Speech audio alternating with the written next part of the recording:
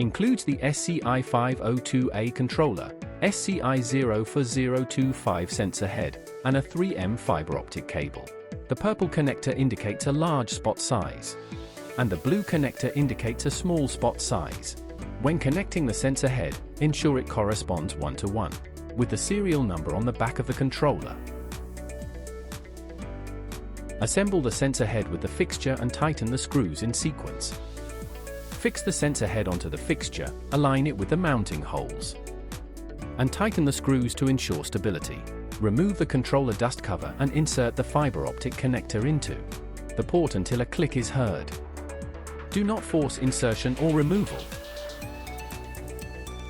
After powering on, enter SG Imaging to search for the IP address of the current device. After locating the device address, set the network address to the same subnet. Then enter SG Imaging and connect. If using a 1:2 configuration, enter the measurement settings and change out 2 to sensor head 2. Adjust the working distance of the sensor head to the appropriate position. For example, model 10015 has a working distance of 40 mm, so set the working distance to 40 mm. Click Photosensitive Waveform Display to check whether the waveform is normal. Click Start Measurement. The current measurement value is shown in the upper left corner.